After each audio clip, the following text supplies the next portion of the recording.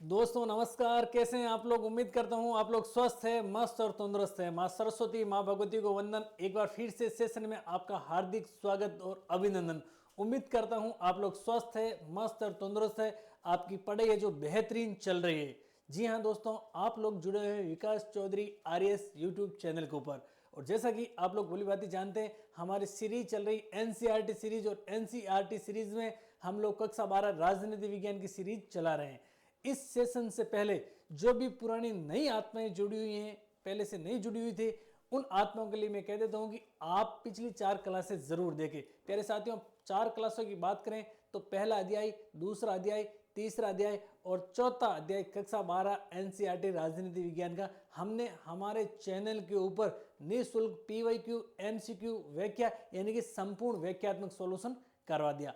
वो अगर चारों के चारों चैप्टर आप लोग एक बार देखेंगे, फिर इसके बाद में जुड़ेंगे इसमें, इसको इत्मीनान से देखेंगे, पूर्ण मनोयोग से देखेंगे, तो आपको एनसीईआरटी राजनीति विज्ञान अच्छे से समझ में आएगी।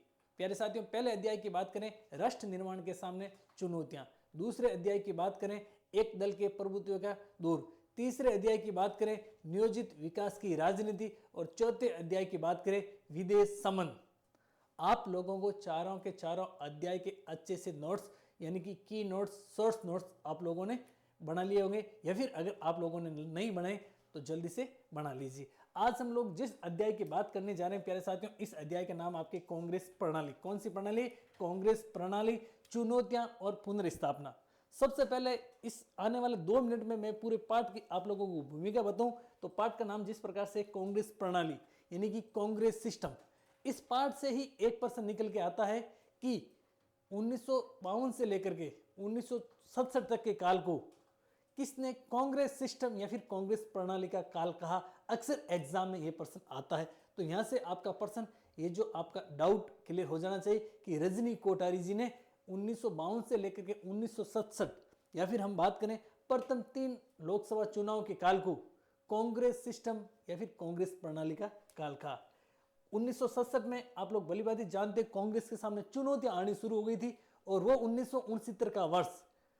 उस समय कांग्रेस इससे पहले अपने आप को एक मजबूत संगठन हुआ करती थी, जिसकी स्थापना 1885 में एओ ह्यूम के द्वारा की जाती है।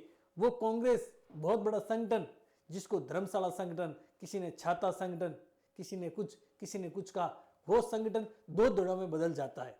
कब बदल जाता है, या फिर हम बात करें कांग्रेस का विभाजन कब होता है, तो 1969 में कांग्रेस 2 दौड़ों में अलग हो जाती है, एक पुरानी कांग्रेस और एक नई कांग्रेस। या फिर हम लोग बात करें एक कांग्रेस ओ ऑर्गेनाइजेशन और एक इंदिरा गांधी वाली कांग्रेस आर, कांग्रेस रिक्विनिजिस्ट। ठीक है प्यारे साथियों, कांग्रेस के सामने चुनौतियां आ जाती है। फिर वापस से कांग्रेस की पुनर्स्थापना, इंदिरा गांधी, जिसे कि प्रारंभ में जिस समय पहली बार प्रधानमंत्री पद की शपथ दिलाई थी, कांग्रेस संगठन के लोगों ने सोचा था कि ये गूंगी गुड़िया, वही इंदिरा गांधी 1971 या उसके आगे वाले टाइम पीरियड की बात करें तो जिसे गूंगी गुड़िया कहा जाता था, वो एक आयरन लेडी या फिर दुर्गा के रूप में उभर कर आप लोगों के सामने आई थी। आप लोगों के सामने का मतलब है अपने पूर्वजों के सामने, क्योंकि हम तो 1971 में थे नहीं, हो सकता कोई जो वीडियो देख रहा होगा। ठीक है प्यारे साथियों, तो किस प्रकार से वापस से कांग्रेस की पुनर्स्थापना होती है, हम लोग संपूर्ण पीवाईक्यू, उसके बाद में एसआसन एमसीक्यू इनकी करेंगे व्याख्या। तो प्यारे साथियों, आप लोगों को क्या हो जाएगा, रिवीजन हो जाएगा। मैं हूं आपका साथी दोस्त विकास गवाला, प्राध्यापक यानी कि स्कूल व्याख्याता राजनीति विज्ञान। अब प्यारे साथियों, ये हो सकता है कई विद्यार्थी नए जुड़े, आप लोगों की जानकारी के लिए बता दूं, ये क्लास कक्षा 12 से लेकर के सिविल सर्विसेज की सबसे बड़ी भर्ती आईएएस तक के लिए काम आने वाली है। क्योंकि जिस भर्ती परीक्षा में राजनीति विज्ञान से संबंधित कोई भी प्रश्न आता है, ये आपका माइल स्टोन, मेल का पत्थर, रामबाण औषधि, ब्रह्मास्त्र के रूप में साबित होने वाली है ये क्लास एनसीईआरटी कक्षा 12 की। तो प्यारे साथियों, बिना कोई विलंब किए सीधे अपन पहले प्रश्न की बात करते हैं, और आप लोगों के लिए छोटा सा मोटिवेशनल कि इंतजार करने वालों को उतना ही मिलता है जितना कोशिश करने वाले पीछे छोड़ जाते। तो आप लोगों को बिल्कुल भी इंतजार नहीं करना। जिस भर्ती परीक्षा की आप तैयारी करें, बात करें, हम लोगों ने सीरीज चला रखी है स्कूल व्याख्याता के लिए मुख्य रूप से। अभी अपकमिंग बात करें नजदीक में स्कूल वैकेता का जून 2025 में एग्जाम है। राजनीति विज्ञान की बात करूं तो 225 पोस्ट है। 225 पोस्टों के लिए आपको पूर्ण रूप से समर्पित होकर के पढ़ना पड़ेगा, क्योंकि प्यारे विद्यार्थियों, गला काट प्रतिस्पर्धा का युग है और अर्जुन को मछली की आंख दिख रही थी। और अगर आपको सिलेक्शन लेना है, मंजिल तक जाना है, तो मछली के आंख की पुतली देखनी पड़ेगी, तभी है जो इस गला काट प्रतिस्पर्धा के युग में आपका सिलेक्शन होगा। आप मोहरदारी माने जाएंगे, आपको अच्छा पद मिलेगा, आपको अच्छा वेतन मिलेगा, आपकी अच्छी प्रतिष्ठा होगी और आपके ऊपर जो बेरोजगारी रूपी कलंक लगा हुआ ना, वो आराम से मिट जाएगा। आपकी लाइफ है जो बहुत शानदार रहने वाली है। लेकिन ध्यान रखना, पढ़ना पढ़ने से आता है। आप क्लास में जुड़ गए हैं, पूर्ण मनोयोग से पढ़ना चाहते हैं, तो आप पेन और नोटबुक ले लीजिए, क्योंकि प्यारे साथियों, मैं कई पर्सन छापता हूं, कई लिखता हूं, कई बोलता हूं। हर चीजें लिखनी पॉसिबल नहीं है, तो उन चीजों को जो आपके कानों में सीधी सीधी आवाज आ रही है ना, इन चीजों को आपको साथ साथ में क्या करना है, नोट डाउन करते रहना। एक बार फटाफट से कमेंट करके बताइए कि हम भी बनेंगे वैकेता, हम भी लेंगे मोर, किस में कितना जुनून और जज्बा है। सीधा पहला प्रश्न देखिए आपकी स्क्रीन के ऊपर। उससे पहले आप लोगों की जानकारी के लिए प्यारे साथियों बता दूं, ये हमारा चैनल है निःशुल्क यूट्यूब चैनल विकास चौधरी आरएस। ये हमारे मोबाइल नंबर है, आप सीधे यहाँ से जुड़ सकते हैं, अपनी कोई क्वेरी पूछ सकते हैं। आप हमारे टेलीग्राम चैनल को ज्वाइन कर सकते हैं, आरएस विकास चौधरी।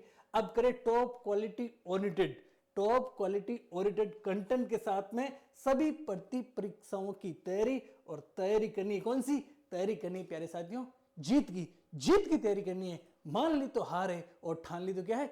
जीत है। और जीतना है और अपने जीत पे अड़े रहना है। वो दिन दूर नहीं है जिस दिन आप जीत जाएंगे, आपकी जीत हो जाएगी। हम लोगों ने प्यारे साथियों टारगेट आरएस के लिए बन के रह के व्याख्याता लेकर रहेंगे मोर। हम भी बनेंगे व्याख्याता, हम भी लेंगे मोर। अनूठा संगम करके आरपीसी ग्रेड फर्स्ट के लिए सेकंड पेपर में बात करूं, पॉलिटिकल साइंस रजनीति विज्ञान के लिए केवल और केवल नाम मात्र की शुल्क में एक शानदार वाली टेस्ट सीरीज और test series topic wise test series हम लोगों ने शुरू कर रखी है, चला रखी है।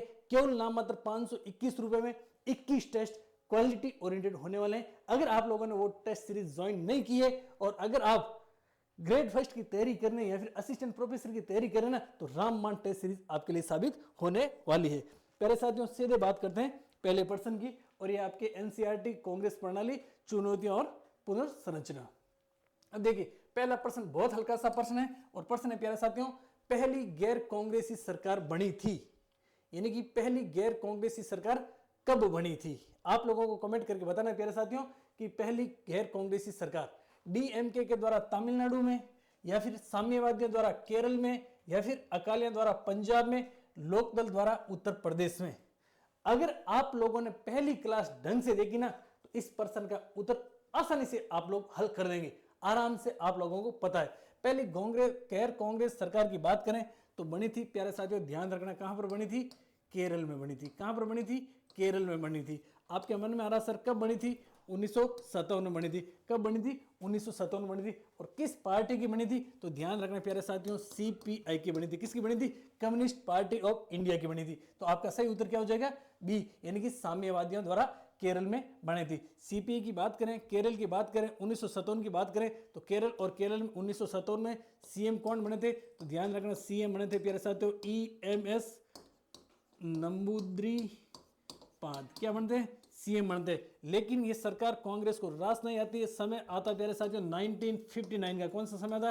1959 में आपको पता भारतीय संविधान का एक आर्टिकल और आर्टिकल संख्या प्यारे साथियों 356 के तहत केरल की सीपीआई सरकार को क्या कर दिया जाता है? बर्खास्त कर दिया जाता है। क्या किया जाता है? बर्खास्त किया जाता है। और केरल के अंदर लगा दिया जाता है कौन सा शासन? राष्ट्रपति शासन लगा दिया जाता है। आप लोग भली बात जानते हैं, आप लोग अगर ग्रेड फर्स्ट की तैयारी करें ना, तो आप लोगों ने बेयर एक्ट पढ़ा होगा, क्योंकि वर्तमान गलाकाट प्रतिस्पर्धा के युग में परीक्षा है जो सीधे परीक्षा में पेपर प्रश्नों की बात करें तो बेयर एक्ट से आ रहे। अनुच्छेद 356 की बात करें तो राज्यों में संवैधानिक तंत्र की विफलता के आधार पर राष्ट्रपति शासन लगाया जाता है, और ये केरल में लगा दिया जाता है। साम्यवादियों की बात करें कि भारत में साम्यवादियों को प्रेरणा कहां से मिली कि एक संगठन बनाया जाए, या फिर बात करें सीपीआई की बात करें तो प्यारे साथियों कम्युनिस्ट पार्टी ऑफ इंडिया की स्थापना होती है आपके 1925। कब होती है? 1925। बात करें प्यारे साथियों 1917, और 1917 के अंदर एक क्रांति होती है, और क्रांति होती है रूस में, जिसे क्या कहा जाता है? रूसी क्रांति कहा जाता है। और इसी क्रांति को दूसरा नाम है प्यारे साथियों बोल्शेविक क्रांति। बोल्शेविक क्रांति के फलस्वरूप भारत के कई भागों के अंदर साम्यवादियों गुटों का, या फिर अपन कह सकते हैं साम्यवादी विचारधारा वाले लोगों का, कुनबे का, या फिर साम्यवादी दलों को बनाने की मनसा रखने वाले विचारों का प्रादुर्भाव हुआ था। तो इसका सही उत्तर क्या हो जाएगा? बी हो जाएगा। अब प्यारे साथियों, प्रश्न एक था, लेकिन इसके इर्द गिर्द में जो भी प्रश्न बन रहे ना, उनका हम लोगों ने क्या संपूर्ण व्याख्यात्मक हल किया। अगर आप लोग पूर्ण शिद्दत से पढ़ना चाहते हैं ना, तो आपको पेन और नोटबुक साथ में लेनी ही पड़ेगी। कई विद्यार्थी कहते हैं सर आप पीडीएफ भेज दीजिए। अरे प्यारे विद्यार्थियों, पीडीएफ तो आपके पास में खूब सारी पड़ी है, आप फोन को ढंग से देखिए, खूब सारी पीडीएफ मिलेगी, खूब सारे स्क्रीनशॉट मिलेंगे। लेकिन प्यारे साथियों, हम लोग विश्वास करते हैं क्वालिटी में, क्वांटिटी में नहीं।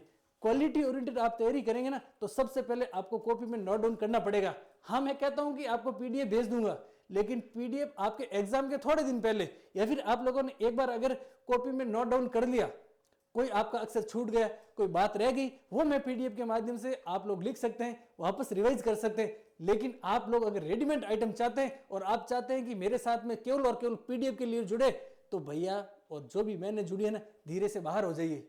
हमें कतई आवश्यकता नहीं है भीड़ तंत्र की। हम लोग क्वालिटी में, क्वालिटी ओरिएंटेड कंटेंट, कम कंटेंट में मैक्सिमम मेहनत करवाना चाहते हैं कि मैक्सिमम नंबर रहे, जिससे कि आपकी मेहनत सफलता में तब्दील हो जाए। तो आपको पहले नोट डाउन करना, उसके बाद में हाँ जरूर मैं पीडीएफ भेजूंगा। कई विद्यार्थी, गंभीर विद्यार्थी ऐसे भी है जो लाइब्रेरी में दिन रात मेहनत करते हैं, वीडियो देखते हैं, लिखते हैं, फिर फोटो खींच कर भेजते हैं। उन विद्यार्थियों के लिए मैं एक्स्ट्रा मेहनत और करने के लिए तैयार हूं।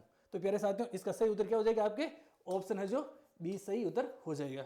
अगला प्रश्न देखिए, शास्त्री जी के निधन के पश्चात प्रधानमंत्री पद के लिए कांग्रेस के वरिष्ठ नेताओं ने इंदिरा गांधी को समर्थन दिया। शास्त्री जी की बात करें सबसे पहले कि शास्त्री जी कब से कब तक प्रधानमंत्री रहे थे, तो 1964 से लेकर के 1966 तक पीएम, और पीएम कौन रहते हैं? लाल बहादुर शास्त्री जी रहते हैं। के निधन के पश्चात आप भली भांति जानते हैं प्यारे साथियों, 10 जनवरी 1966 ताशकंद प्यारे साथियों उज्बेकिस्तान की राजधानी, लाल बहादुर शास्त्री जी का अचानक से निधन हो जाता है। बहुत दुर्भाग्यपूर्ण है कि लाल बहादुर शास्त्री जी का है जो आपके विदेश में निधन हो जाता है, अचानक से निधन हो जाता है। और अभी तक ये सोचने का विषय है, अभी तक ये रहस्य है कि किस प्रकार से हुआ था, ये तो भगवान जाने या फिर लाल बहादुर शास्त्री जी जाने। ये 10 जनवरी 1966 की डेट भारत के लिए हम कह सकते हैं एक बहुत दुर्भाग्य की डेट थी, क्योंकि बहुत शानदार शालीन स्वभाव वाले जिन्होंने देश को बहुत कुछ दिया था, अचानक से लाल बहादुर शास्त्री जी का निधन हो जाता है। उस परिस्थिति में प्यारे साथियों, कांग्रेस के वरिष्ठ नेताओं ने इंदिरा गांधी जी को समर्थन दिया था। अब निधन हो जाता है, प्रधानमंत्री किसी को बनाना पड़ेगा। आपको पता है कि कार्यवाहक प्रधानमंत्री होते हैं, अचानक से हाथों हाथ चुनाव नहीं होते हैं। तो उस केस में इंदिरा गांधी जी को प्रधानमंत्री पद की शपथ दिलाई जाती है कांग्रेस के वरिष्ठ नेताओं के द्वारा। अब आपके सामने है कि इंदिरा गांधी को क्यों दिलाई थी, इंदिरा गांधी को ही क्यों दिलाई? भाई साहब, कामराज वगैरह भी थे और भी खूब सारे थे, अतुल्य घोष भी थे, के.एस. निजलिंगपा भी थे। तो इंदिरा गांधी को प्रधानमंत्री बनाने के पीछे क्या रीजन था, क्या राज था? तो इंदिरा गांधी को अनुभव बहुत था, इसका लाभ भारत को मिलेगा। क्या कांग्रेस की मंशा ये थी, कांग्रेस के वरिष्ठ नेताओं की, कि इंदिरा गांधी को बहुत ज्यादा अनुभव है और इसका भारत को लाभ मिलेगा? भाई साहब, उस समय इंदिरा गांधी को तो अनुभव बहुत कम था, तो ऐसी तो कोई बात नहीं है। फिर अगला है आपके कथन कि शास्त्री जी के कैबिनेट में इंदिरा गांधी लंबे समय तक मंत्री पद पर रही थी, इस वजह से उसको बनाया था कि अध्यक्ष। ये भी गलत बात है। 1964 से 66 तक, हाँ ये बात सही है कि इंदिरा गांधी उच्च पदों पर थी, इंदिरा गांधी को ठीक ठाक साला अनुभव भी था, लेकिन लंबे समय पर ये कोई मंत्री पद पर नहीं रही थी। सॉरी। अगला है कि प्रशासनिक और राजनीतिक मामला में अनुभवहीन होने के कारण उन पर निर्भर रहेगी। बिल्कुल साहब भाई साहब, ये आपका कथन है जो सही हो जाएगा, यानी कि सी सही हो जाएगा। कांग्रेस के वरिष्ठ नेताओं में प्रधानमंत्री पद के लिए होड़ लग गई थी, मैं बनूंगा मैं बनूंगा मैं बनूंगा, क्योंकि भैया सभी को कुर्सी दिख रही है। अब आप स्कूल वगैरह की तैयारी कर रहे हैं, सभी को 225 पद दिख रहे हैं, लेकिन तैयारी करना कोई नहीं चाहता है। मैं बनूंगा मैं बनूंगा मैं बनूंगा सब कहते हैं, सब कॉलर ऐसे ऐसे ऊंचे ऊंचे करते रहते हैं, और अपना आपको लगता है कि हम तो वो स्कूल वगैरह बन गए, लेकिन तैयारी करना कोई नहीं चाहते। तो उस समय भी सबको लगता था कि मैं प्रधानमंत्री बनूं मैं प्रधानमंत्री बनूं मैं प्रधानमंत्री बनूं। लेकिन कांग्रेस के सब लोगों ने विचार विमर्श किया, मंथन किया और कहा कि अपन इंदिरा गांधी को प्रधानमंत्री जी बना देते हैं, जिससे क्या होगा, वरिष्ठ नेताओं ने सोचा कि इंदिरा गांधी जी अनुभवहीन है और कोई भी बात, कोई भी राय, कोई भी निर्णय, कोई भी डिसीजन लेना होगा तो किसके ऊपर, हमारे ऊपर है, जो डिपेंड रहेगी। अब देखिए प्यारे साथियों, इसका सही उत्तर तो सी हो जाएगा। लेकिन आप भली बात ये भी जानते हैं कि जिस समय प्रधानमंत्री पद की शपथ दिलाई जाती है इंदिरा गांधी जी को, उस समय कांग्रेस के वरिष्ठ नेताओं के मन में क्या था, ये तो गूंगी गुड़िया। समय आगे बढ़ता और गूंगी गुड़िया ने इतना तांडव रूप लिया कि उसने दुर्गा का अवतार भी उसे कहा जाता। अब शास्त्री जी की बात करें तो शास्त्री जी प्यारे साथियों, आप लोग जानते हैं कि प्रथम लोकसभा चुनाव और प्रथम लोकसभा की बात करें तो 1952 से लेकर के 1957 तक था, लेकिन 1956 तक ये रेल मंत्री के पद पर रहे।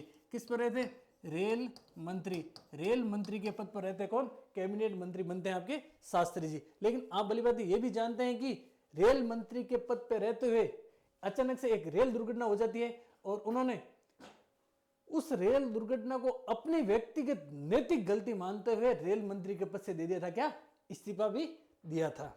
ये भी आप लोगों को अच्छे से जानना होगा। 2 साल तक ये आपके प्रधानमंत्री रहे थे, कब से कब तक, 1964 से लेकर के 66 तक। अगला प्रश्न देखिए प्यारे साथियों, अगला प्रश्न है 1971 के लोकसभा चुनाव में इंदिरा गांधी की कांग्रेस आर को कितनी सीटें मिली। बहुत अच्छा सा प्रश्न है, सीधा सा फैक्चुअल प्रश्न है।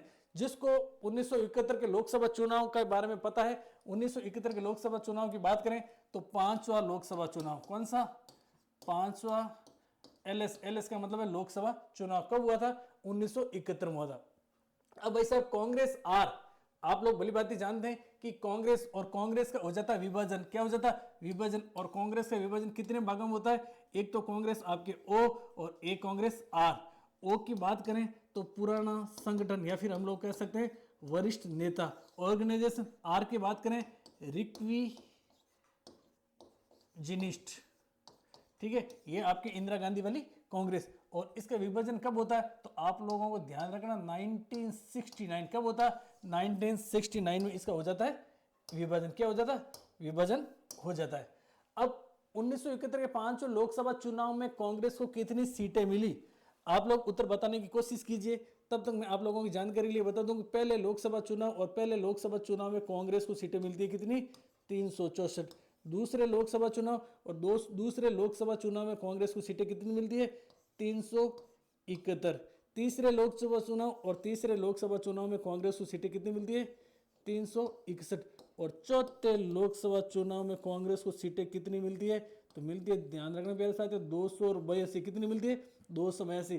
पहले आम चुनाव में विपक्ष की भूमिका कौन निभाती है, CPI, communist party of India. इसको सीटें कितनी मिलती है प्यारे साथियों, ध्यान रखना कितनी, 16 सीटें मिलती है।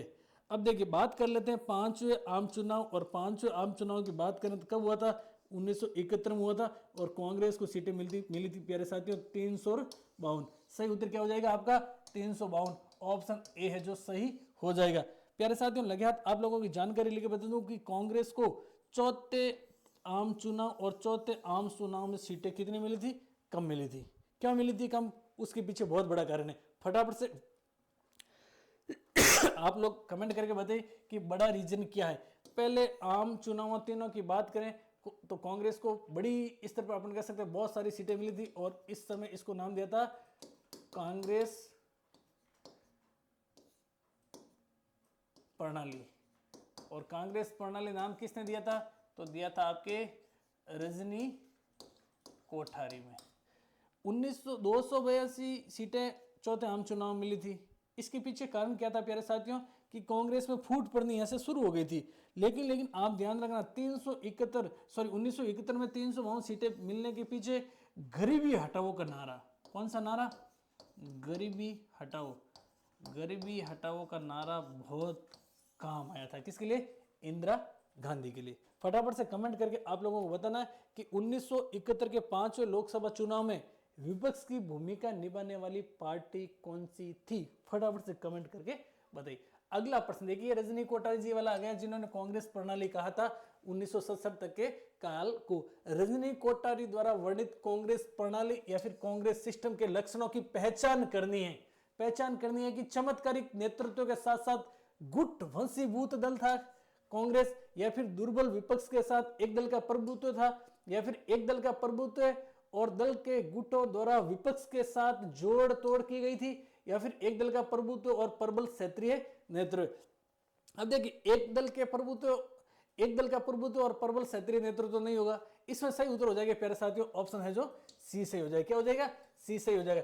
एक दल के प्रभुत्व का दौर और दल के गुटों द्वारा विपक्ष के साथ, सॉरी इसका नहीं होगा ना, ये इसका सही उत्तर हो जाएगा आपके दुर्बल विपक्ष के साथ। इसका सही उत्तर क्या होगा? सही उत्तर होगा आपके बी। क्या होगा? बी सही हो जाएगा इसका उत्तर, दुर्बल विपक्ष के साथ एक दल का प्रभुत्व। देखिए सी में तो है एक दल का प्रभुत्व और दल के गुटों द्वारा विपक्ष के साथ गठजोड़ या फिर जोड़ तोड़, या फिर अपन बात करें गठबंधन, गठबंधन की तो आवश्यकता ही नहीं पड़ी ना। कांग्रेस सिस्टम, कांग्रेस प्रणाली रजनी कोटा ने क्यों कहा भैया देखिए पहले आम चुनाव में सीटें मिलती आपके 364, दूसरे में मिलती है आपके 371, तीसरे में मिली है आपको 361। अब 361 सीटें मिली है तो गठजोड़ की तो आवश्यकता ही नहीं है। एक दल के प्रभुत्व और प्रबल क्षेत्रीय नेतृत्व नहीं, दुर्बल विपक्ष के साथ एक दल के प्रभुत्व। विपक्ष है ना, विपक्ष क्या था प्यारे साथियों? विपक्ष दुर्बल था, यानी कि हम लोग कह सकते हैं कि विपक्ष है जो शक्तिशाली नहीं था। चमत्कारिक नेतृत्व की बात करें या फिर अपन बात करें वर्तमान में प्रधानमंत्री सरकार की, प्रधानमंत्री सरकार, देखिए संसदीय सरकार को ही कई जगह प्रधानमंत्री सरकार कहा जाता है, और सरकार प्रधानमंत्री कहने के पीछे या फिर कैबिनेट ये सरकार क्यों कहा जाता है? वर्तमान परिप्रेक्ष्य में अपन बात करें मोदी जी की। अब आप लोग खुद बताइए कमेंट करके कि वर्तमान परिप्रेक्ष्य में या फिर 2014 में या फिर 2000 उसके बाद में मोदी जी के कार्यकाल की बात करें ना, तो सीटें किसके पीछे आ रही है? कोई विचारधारा के पीछे आ रही है या फिर एक व्यक्ति के पीछे आ रही है? आप लोग खुद अपने विवेक के आधार पर बताइए कि मोदी जी का अपने आप में एक चमत्कारिक नेतृत्व है। सीटें जो बीजेपी को विचारधारा के पीछे मिल रही है या मोदी जी के पीछे मिल रही है? फटाफट से आप कमेंट करके बताइए। प्यारे साथियों आप लोगों की जानकारी के लिए बता दूं कि कई जगह कई देशों में प्रधानमंत्री सरकार भी कहा जाता है संसदीय सरकार को, क्योंकि जो भी बहुमत मिलता है ना लोकसभा में अधिकांशतः प्रधानमंत्री के नाम, यानी एक पर्टिकुलर व्यक्ति जो कि चमत्कारी नेतृत्व के रूप में आता है सामने पेश होता, उसके नाम पर मिलती है। अब देखिए कांग्रेस प्रणाली के साथ साथ आप लोगों की जानकारी लेके बता दूं, एक व्यक्ति है जिसने कहा था आपको कांग्रेस को धर्मशाला संगठन। कौन सा संगठन? धर्मशाला संगठन। किसने कहा था? धर्मशाला संगठन कहा था प्यारे साथियों अम्बेडकर जी ने। क्या कहा था? अम्बेडकर जी ने कांग्रेस को धर्मशाला संगठन कहा था। और धर्मशाला संगठन कहने के पीछे कारण क्या था? धर्मशाला संगठन कहने के पीछे कारण था, आप लोग भली भांति जानते हैं कि धर्मशाला में अमीर व्यक्ति भी ठहरता है, धर्मशाला में गरीब व्यक्ति भी ठहरता है, और धर्मशाला में मध्यम वर्ग का व्यक्ति भी ठहरता है। कौन सी धर्मशाला? एक धर्मशाला तो वो है हिमाचल प्रदेश के अंदर जहां पर 1959 में दलाई लामा ने शरण ली थी, वो धर्मशाला अलग है। अपन बात करते हैं आमतौर पर सराय होती है ना, उस धर्मशाला की। तो कांग्रेस में भी कई विचारधारा वाले लोग थे, बात करें साम्यवादी विचारधारा या फिर पूंजीवादी विचारधारा या फिर मध्य मार्गी विचारधारा या फिर समाजवादी विचारधारा या फिर कट्टरपंथी विचारधारा। तो इस वजह से अंबेडकर जी ने कांग्रेस को कहा था धर्मशाला संगठन। एक और व्यक्ति है जिसका नाम है प्यारे साथियों पामर। पामर ने क्या कहा था? पामर ने कहा था इसको इंद्रधनुषी संगठन। कौन सा? इंद्रधनुषी संगठन। एक व्यक्ति है जिसका नाम है प्यारे साथियों मोरिस जोन्स। क्या नाम है? Morris Jones.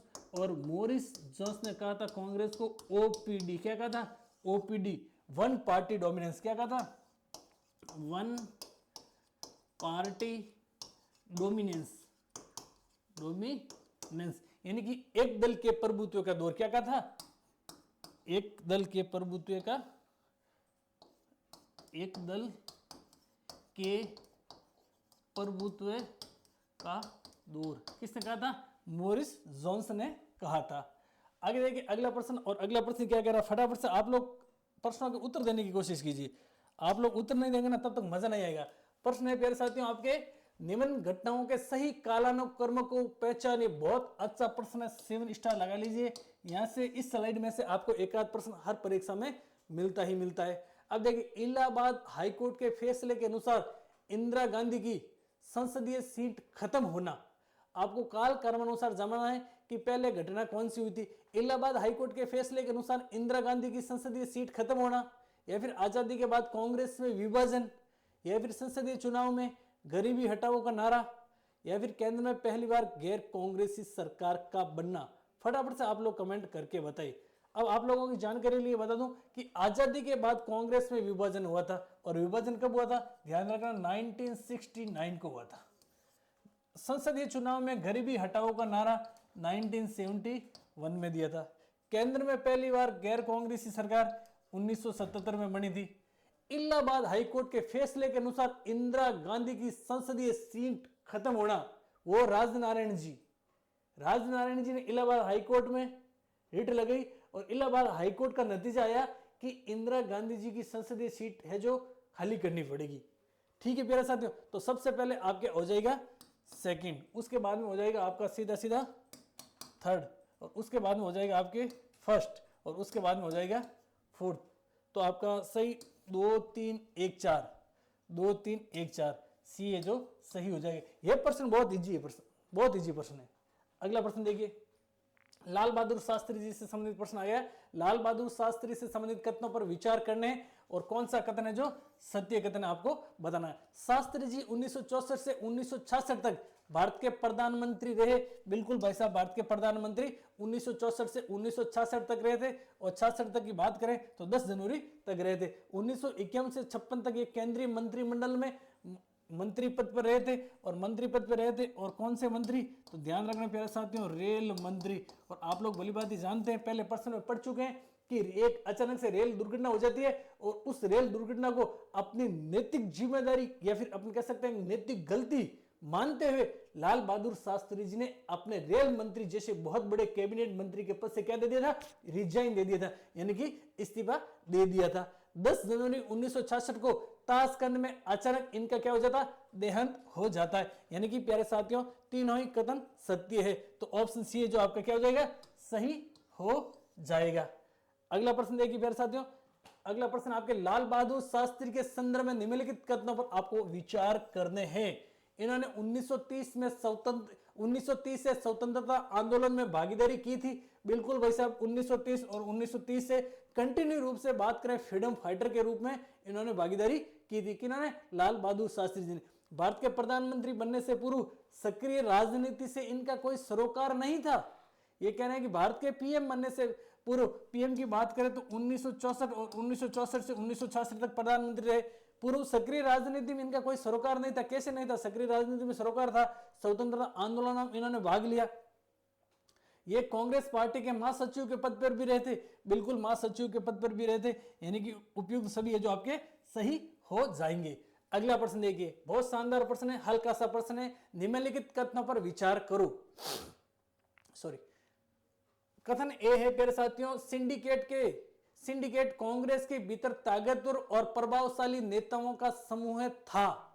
सिंडिकेट कांग्रेस के भीतर ताकतवर और प्रभावशाली नेताओं का समूह था। बिल्कुल भाई साहब, समूह था, ताकतवर और प्रभावशाली नेताओं का। सिंडिकेट ने इंदिरा गांधी के पहली बार प्रधानमंत्री बनने की राह में अनेक मुश्किलें खड़ी की थी। अरे भैया, पहली बार प्रधानमंत्री बनने की राह में सिंडिकेट ने मुश्किलें खड़ी नहीं की थी। तो कौन सा कथन असत्य है आपका केवल 2 या फिर बी है असत्य है। बात करें सिंडिकेट कौन था, ताकतवर और प्रभावशाली नेताओं का समूह था। इसके अग्रणी नेता कौन थे, तो ध्यान रखना प्यारे साथियों, अग्रणी नेता और अग्रणी थे आपके के कामराज। कौन थे, के कामराज। इनके साथ में कौन थे, तो याद रखना के एस निजलिंगपा। और इनके साथ में कौन थे, तो ध्यान रखना अतुल्य घोष। कौन थे, अतुल्य घोष। मुख्य थे आपके ये, बाकी और भी इनके साथ में नेता थे। सिंडिकेट ने इंदिरा गांधी को पहली बार प्रधानमंत्री बनने की राह में रोड़ा नहीं अटकाया था। पहली बार की बात करें तो 1966 में 10 जनवरी 1966 को उज्बेकिस्तान की राजधानी ताशकंद में अचानक से मृत्यु हो जाती है। किनकी, भारत के तत्कालीन प्रधानमंत्री लाल बहादुर शास्त्री जी की। तो 1966 और 1966 में अचानक से प्रधानमंत्री पद का दायित्व या फिर अपन कह सकते हैं कार्यवाहक प्रधानमंत्री किनको बनाया जाता, इंदिरा गांधी को। इंदिरा गांधी को तो सिंडिकेट ने समर्थन दिया था। समर्थन देने के पीछे रीजन था कि इंदिरा गांधी भोली भाली है। क्या है, इंदिरा गांधी भोली भाली लग रही थी। इंदिरा गांधी जैसे गूंगी गुड़िया की तरह लग रही थी। तो सिंडिकेट ने सोचा कि कोई भी निर्णय लेना होगा, कोई भी राय लेनी होगी तो सबसे पहले हमारे को पूछेगी। इस वजह से उन्होंने तो समर्थन किया था। सिंडिकेट ने पहली बार तो समर्थन किया था। हाँ, ये बात हम मान सकते हैं, और मानना क्या, मानना ही पड़ेगा।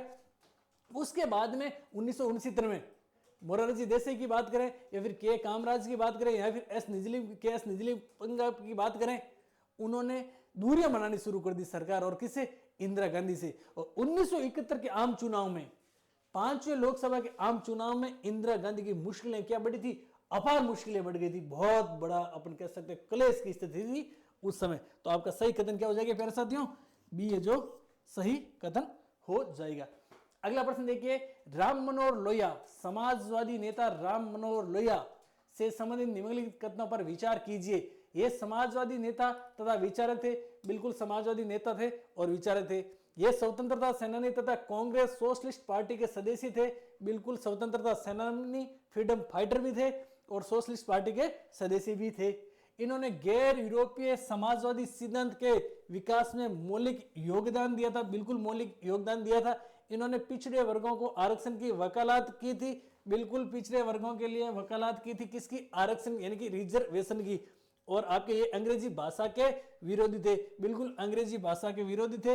इन्होंने कहा था हिंदी को बढ़ावा देना चाहिए अंग्रेजी की बजाय। तो उपयुक्त सभी कथन क्या हो जाएंगे प्यारे साथियों, सभी कथन सत्य हो जाएंगे। राम मनोहर लोहिया की बात करें तो ध्यान रखना प्यारे साथियों, एक पार्टी है जिसका नाम है आपके सोशलिस्ट पार्टी। कौन सी लिस्ट पार्टी है, सोशलिस्ट पार्टी। और इस सोशलिस्ट पार्टी और गठन की बात करें तो हुआ था आपके 1934, यानी समाजवादी पार्टी, समाजवादी विचारधारा रखने वाले दल का गठन 1934 और गठन किया था। संस्थापक की बात करें तो कौन थे, आचार्य नरेंद्र देव। कौन थे, आचार्य नरेंद्र देव। ये प्रश्न आपके ग्रेड फर्स्ट के अंदर पिछली बार आया था। इसके नेता कौन थे, तो राम मनोहर लोहिया इनके नेता थे। राम मनोहर लोहिया ने एक बात कही थी, आप लोग जानते थे कि जिंदी कौमें या फिर जिंदा कौमें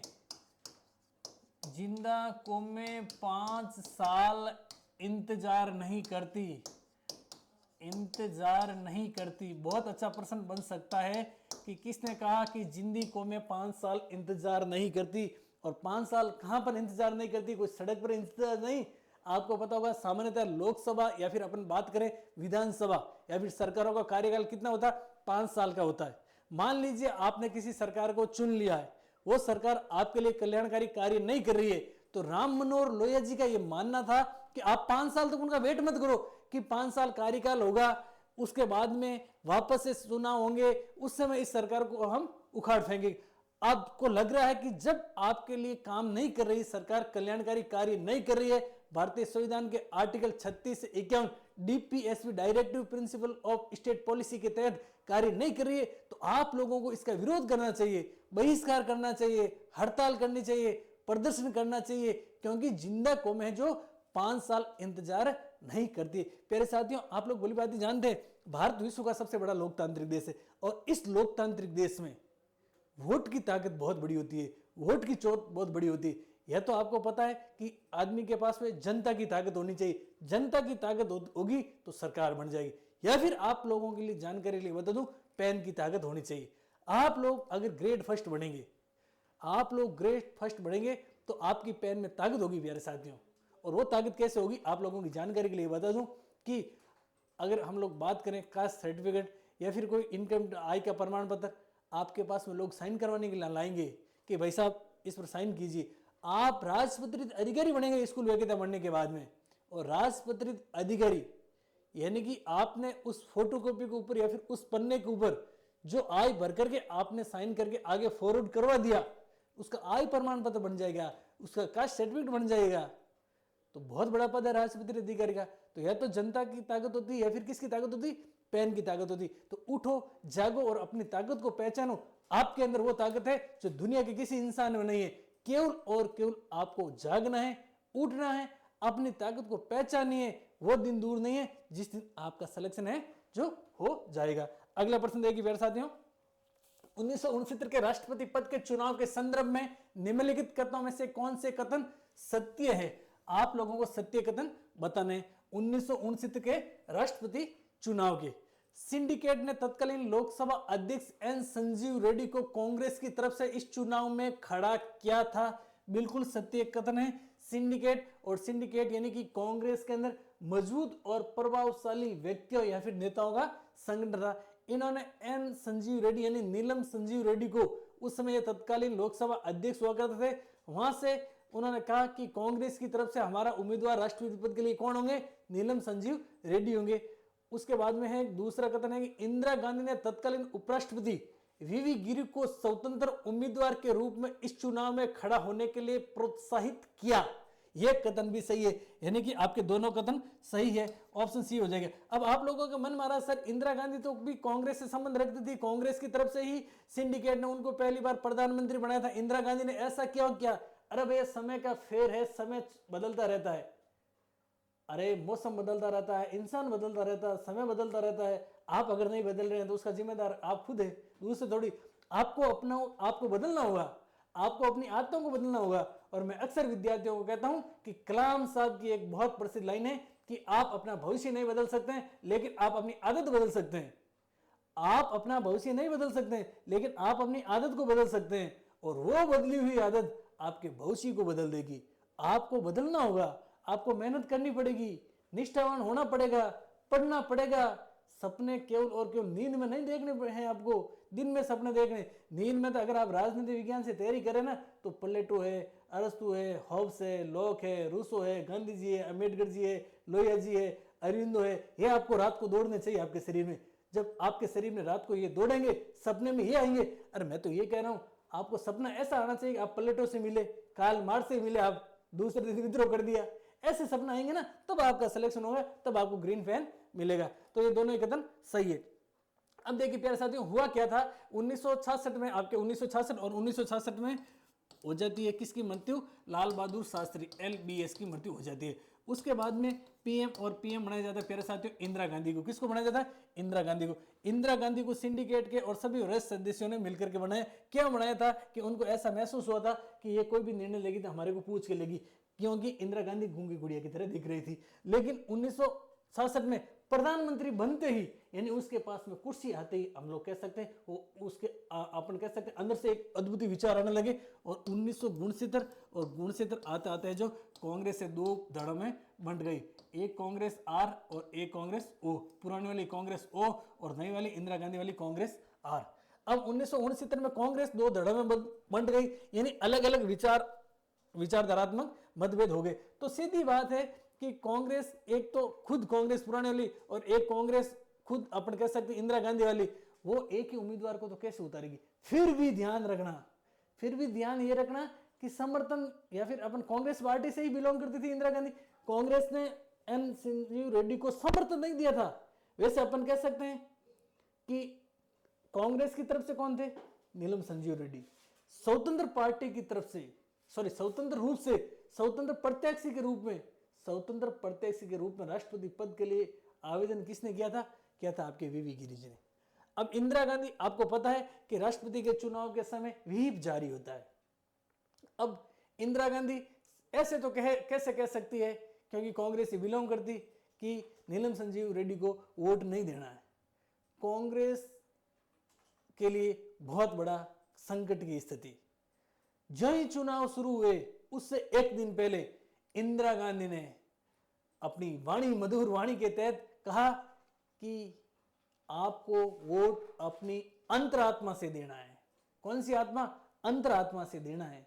आप लोग भली भांति जानते हैं, राष्ट्रपति के निर्वाचन में MP और MLA होते हैं, उनको कह दिया आपको अपनी अंतरात्मा से वोट देना है। और अंतरात्मा का तात्पर्य एक्चुअल इंदिरा गांधी की बात, मन की बात माने तो वोट किसको दिलाना था? वीवी गिरी जी को देना था। और अंततः स्वतंत्र रूप से उम्मीदवार वीवी गिरी जी राष्ट्रपति के चुनाव में विजय होते हैं।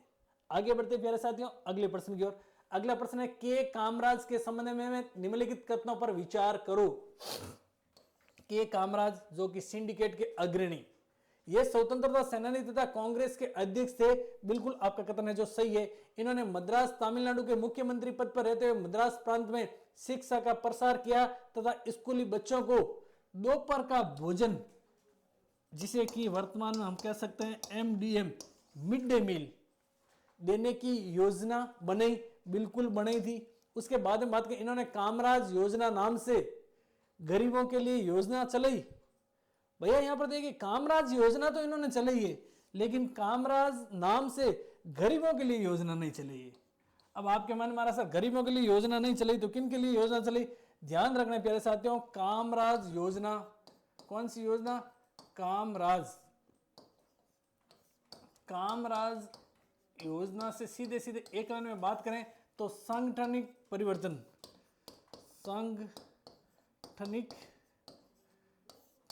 की बात की थी। इन्होंने कहा था कि कांग्रेस में जो भी हम वयोवर्ग उम्र दराज या फिर वरिष्ठ नेता है, हमारे को कांग्रेस छोड़ देनी चाहिए और युवाओं को आने का मौका देना चाहिए सरकार बनाने में। तो ये गरीबों से संबंधित योजना नहीं थी, ये सांगठनिक परिवर्तन, ये आपका एक लाइन में क्या हो जाएगा उत्तर, सांगठनिक परिवर्तन से संबंधित योजना थी। तो आप में इसमें सही कथन पूछ रहा ना, तो सही कथन कौन कौन से होंगे, कथन 1 और 2 क्या है प्यारे साथियों, सही कथन है। अगला प्रश्न देखिए, 1967 के समय मोरारजी देसाई देश के प्रधानमंत्री थे, साथ ही उनके पास वित्त मंत्रालय का प्रभार था। अच्छे से प्रश्न को पढ़ना, वेरी इंपॉर्टेंट प्रश्न है, गच्चा खिलाने वाला है। आप लोग उत्तर देने की कोशिश कीजिए। दूसरा ऑप्शन है आपके, या फिर दूसरा कथन है प्यारे साथियों, बैंकों के राष्ट्रीयकरण और पृथ्वी ट्रस्ट को समाप्त करने की घोषणा इंदिरा गांधी द्वारा की गई। उपयुक्त कथन में से कौन सा कथन सत्य है? अब अधिकांश विद्यार्थियों को लग रहा है कि सर दोनों ही कथन सत्य है, हल्का सा प्रश्न है, इसमें क्या प्रश्न लेकर आए आप, क्या प्रश्नों की फॉर्मेटिंग लेकर आए, क्या आप एनसीईआरटी करवा रहे हैं? तो क्या प्यारे साथियों इन दोनों के उत्तर बताने की कोशिश कीजिए। और अधिकांश विद्यार्थी यहां पर सिली मिस्टेक कर जाते हैं। क्या करते हैं, 1967 के समय मोरारजी देसाई देश के प्रधानमंत्री थे, साथ ही उनके पास वित्त मंत्रालय था। विद्यार्थियों को लगता है ये बात तो सही है, बैंकों के राष्ट्रीयकरण इंदिरा गांधी ने किया था, पृथ्वी पर सुख समाप्त इंदिरा गांधी ने किया था। और विद्यार्थियों को लगता है कि हमारे को तो ये भी पता है कि 1969 में बैंकों का राष्ट्रीयकरण, और कितनी बैंकों का, 14 बैंक का राष्ट्रीयकरण किया था, तो ये बात तो सही है। और पृथ्वी पर को इंदिरा गांधी ने समाप्त किया, ये भी पता है। और कब किया था, 1971 में था, ये भी पता है। विद्यार्थी ये नहीं देखते हैं कि 1967 के समय मोरारजी देसाई देश के प्रधानमंत्री नहीं थे। क्या नहीं थे, प्रधानमंत्री नहीं थे, तो क्या थे, उप प्रधानमंत्री। क्या थे, उप प्रधानमंत्री थे। तो सही उत्तर क्या हो जाएगा प्यारे साथियों, सत्य कथन कौन सा है, तो सत्य कथन आपकी केवल है और बी है। सत्य कथन क्या हो जाएगा, बी। असत्य हो जाएगा एक। अगर उप प्रधानमंत्री लिखते, वित्त मंत्रालय बिल्कुल था, लेकिन प्रधानमंत्री कौन थे, तो प्रधानमंत्री कौन थे 1967, और 1967 में पीएम, और पीएम की बात कर तो कौन है, पीएम की बात कर तो इंदिरा गांधी। ठीक है मेरे साथ।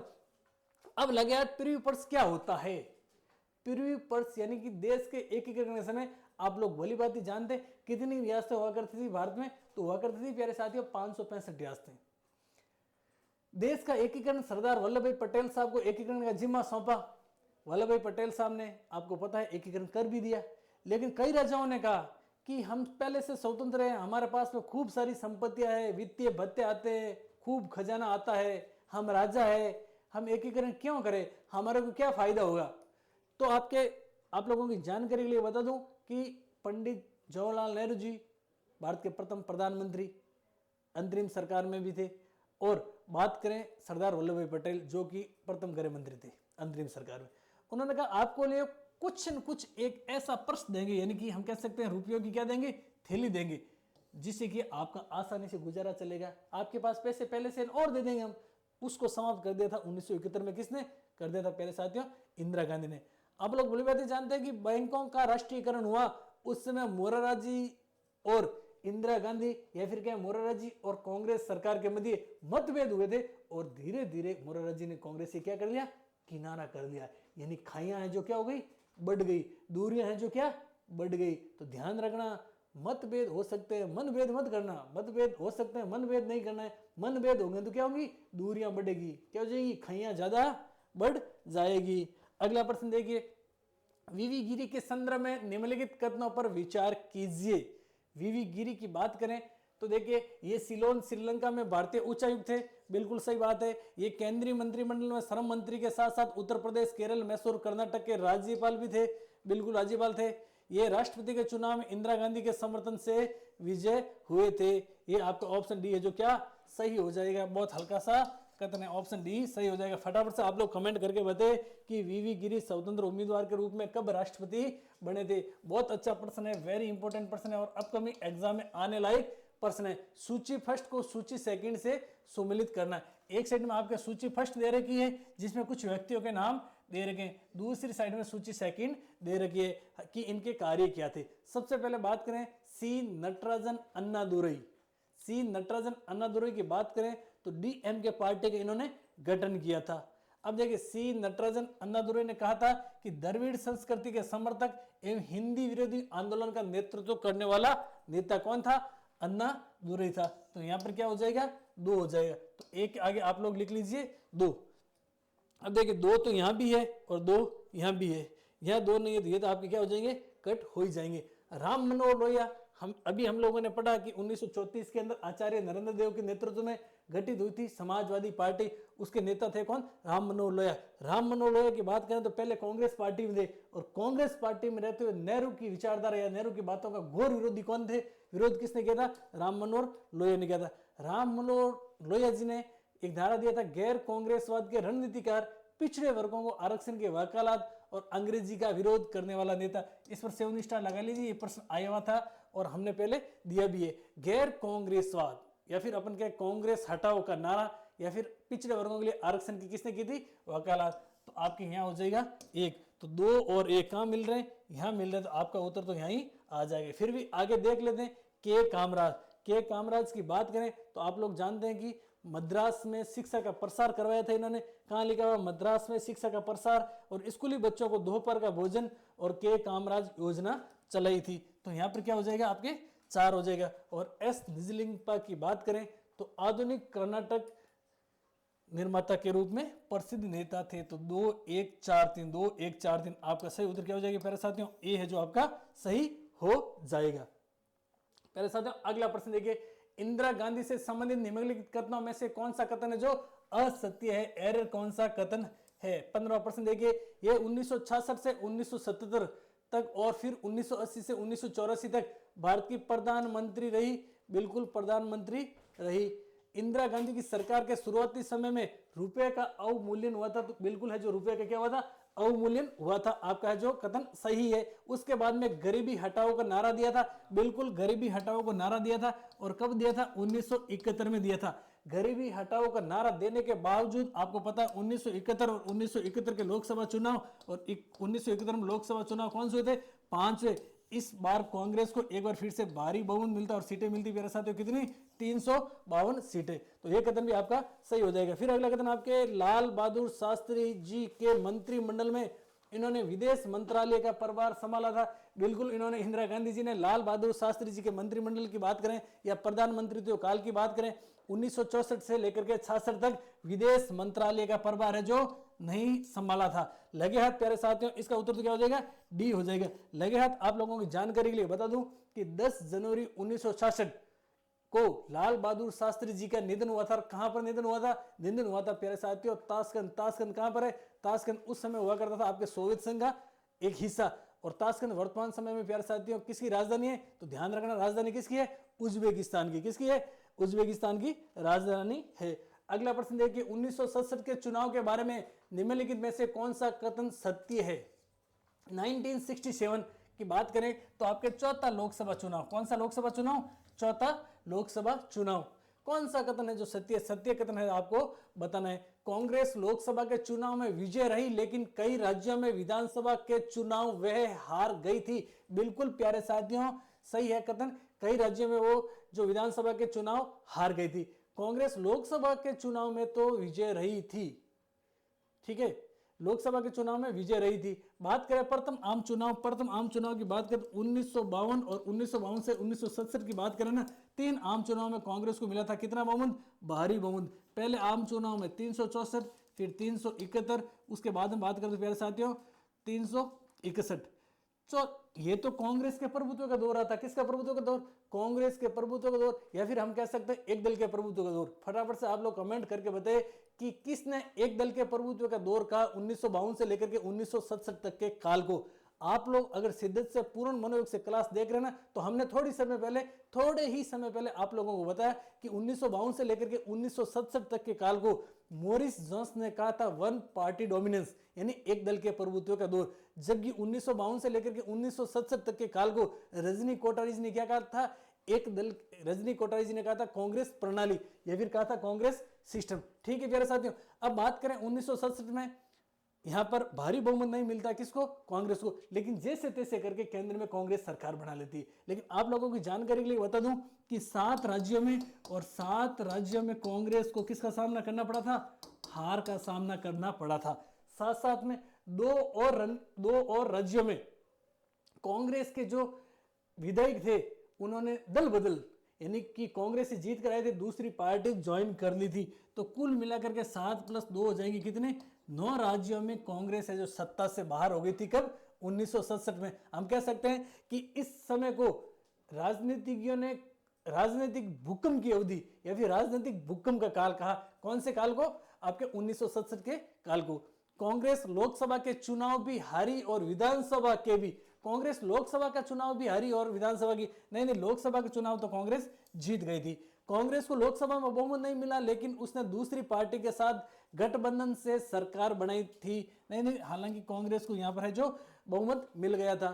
कांग्रेस केंद्र में सत्तासीन रही और उसका मत प्रतिशत भी बढ़ा था। नहीं, कांग्रेस है जो सत्ता में रही, सत्ता में आई, लेकिन उसका मत प्रतिशत बढ़ा नहीं, तो क्या कम हुआ। सही उत्तर क्या हो जाएगा प्यारे साथियों, ये हो जाएगा। आशा और अपेक्षा करता हूं कि आप लोग साथ साथ में जो हर बात बोल रहा हूं ना वो लिख रहे हैं। मैं वादे और विश्वास के साथ में कह सकता हूं, अगर आप पूर्ण मनोयोग से पढ़ेंगे ना तो वो दिन दूर नहीं है जिस दिन आपको मंजिल मिल जाएगी। मंजिल तो अपने सामने खड़ी है, अपने को केवल और केवल क्या करना, मंजिल तक जाना है। और मैं इतना आपको भरोसा दिलाता हूं प्यारे साथियों, मेरी आवाज आप एग्जाम हॉल के अंदर आपको गूंजेगी, आपको लगेगा कि सर ने ये पढ़ाया था, एज इट इज पर्सन हूबहू छपे, लेकिन आपको शिद्दत से क्लास को देखनी होगी, साथ साथ में आपको नोट डाउन करना होगा। क्योंकि प्यारे साथियों, पढ़ना पढ़ने से आता है। और मैं अक्सर कहता हूं कि आप कोई भी भर्ती परीक्षा का सिलेबस देखते हैं या फिर किताबें देखते हैं, अब आप लोगों ने एनसीईआरटी तो खूब पढ़ी, कई विद्वान साथी आपको यूट्यूब पर भी पढ़ाए होंगे।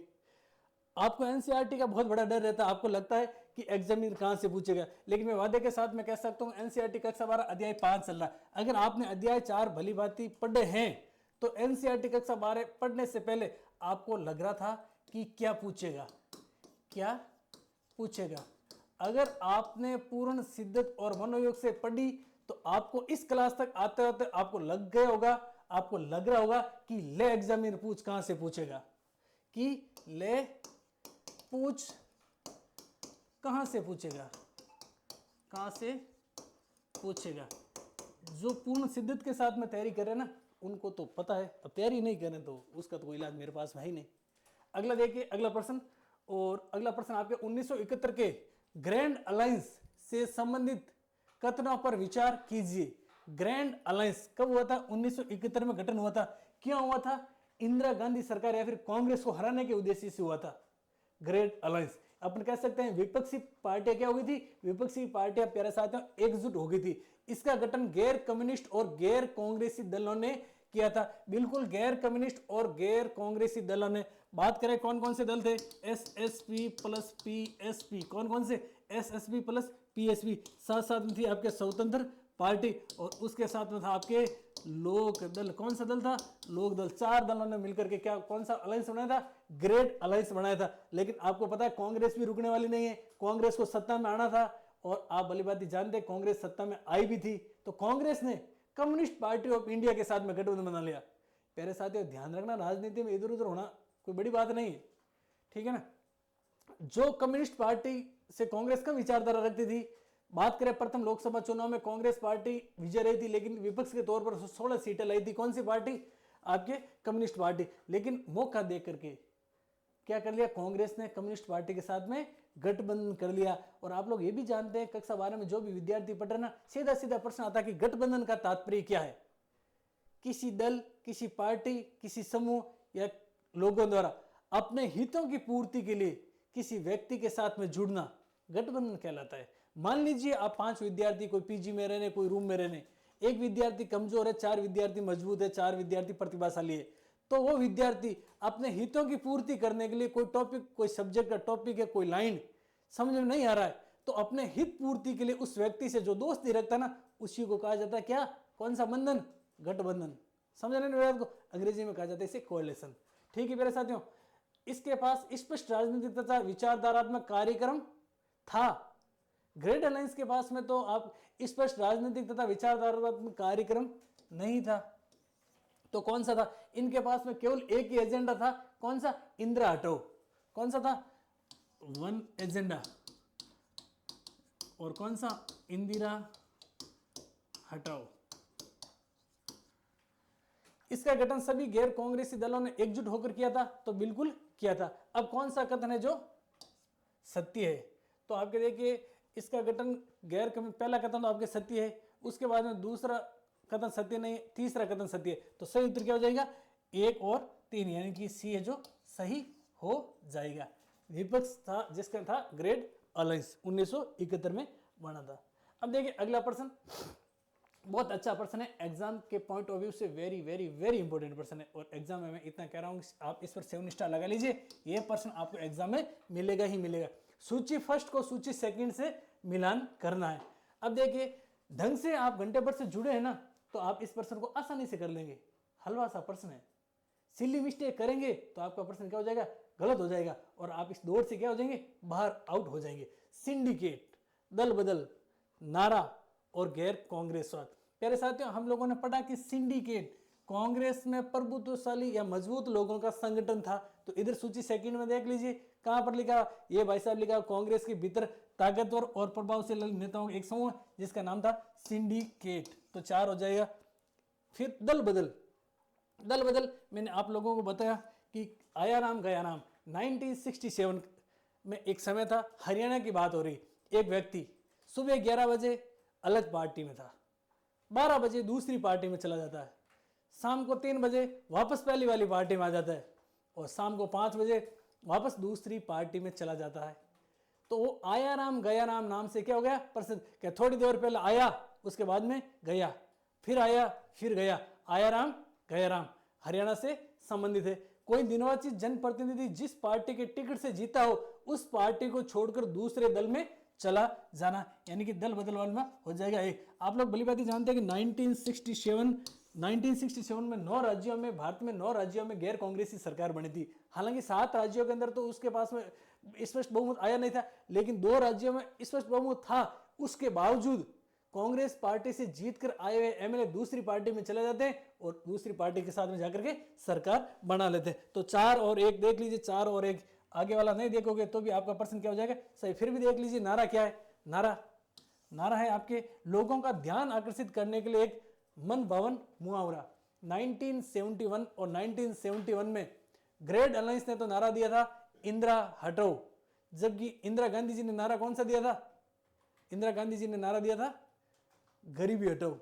अब नारा देकर प्रधानमंत्री एक और आए थे, न खाऊंगा न खाने दूंगा। फटाफट से कमेंट करके बताए कौन से प्रधानमंत्री जिन्होंने कहा था न तो खाऊंगा न खाने दूंगा, 15 लाख रुपए जरूर दूंगा, और जब तक 15 लाख रुपए नहीं आएंगे अपने खाते में तब तक प्रधानमंत्री को बने रहने देना उसी व्यक्ति को। फिर देखिए गैर कांग्रेसवाद। गैर कांग्रेसवाद का तात्पर्य है कि कांग्रेस और इसकी नीतियों के खिलाफ अलग अलग विचारधारा की पार्टियों का एकजुट होना। तो यहाँ हो जाएगा आपके 3 और यहाँ आ जाएगा आपके 2, 4 1 2 3। सही उत्तर क्या हो जाएगी प्यारे साथियों?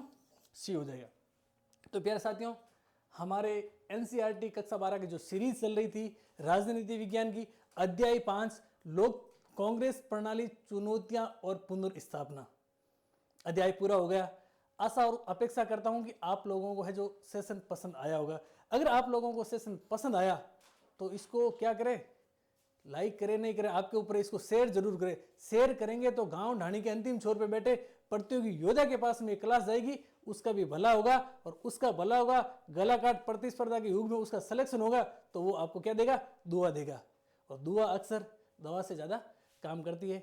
तो प्यारे साथियों, विदा चाहते हैं, इसकी आपको पीडीएफ चाहिए तो आप हमारा टेलीग्राम ज्वाइन कर लीजिए, दिए हुए मोबाइल नंबर पर आप संपर्क कर सकते हैं। लेकिन हाँ, इससे पहले आप लोगों को पूर्ण मनोयोग शिद्दत से क्लास देखनी होगी। जय हिंद साथियों, जय संविधान। हंसते रहिए, पढ़ते रहिए, मुस्कुराते रहिए।